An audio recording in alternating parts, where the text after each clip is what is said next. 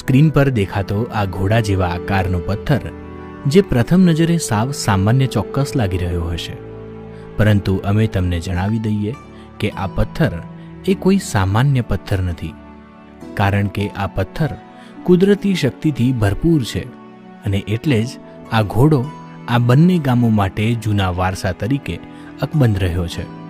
હવે વળી ઘણા લોકોને થતું હશે કે આ પથ્થરમાં એવું તો શું ખાસ છે તો આખરે એક પથ્થર જ ને. તો હવે સમજો કે આ ઘોડો કેમ ખાસ છે. તેની પાછળ એક ઇતિહાસ છુપાયેલો છે.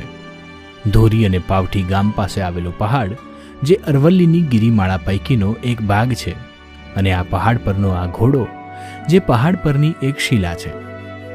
અહીં વર્ષોથી ભમરા અને મધ ખૂબ મોટી માત્રામાં બેસે છે, જે આજે પણ જોવા મળે છે. પહેલા પાલનપુર સ્ટેટના નવાબ તાલે મહમદ ખાનના બેગમ દ્વારા અહીંના મધની માંગણી કરવામાં આવતા ધોરી અને પાવઠી જાગીર વતી પાલનપુર નવાબને અર્પણ કરી દેવાયો, જેથી આ પહાડ પરથી જેટલું પણ મધ ઉતારવામાં આવતું તે પાલનપુર સ્ટેટમાં મોકલી આપવામાં આવતું હતું. આમ જોવા જઈએ તો રજવાડા સમયે ઘોડા જે રાજાઓની સૈન્ય તાકાતનો એક ખાસ ભાગ રહ્યો છે, તે પછી યુદ્ધ સમય હોય કે ઝડપી મુસાફરી માટેની વાત હોય, ઘોડા રાજાઓની એક મોટી શક્તિનો ભાગ રહ્યા છે.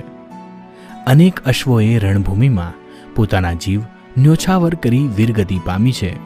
આમ ઘોડા અને રાજા એકબીજાના પૂરક રહ્યા છે.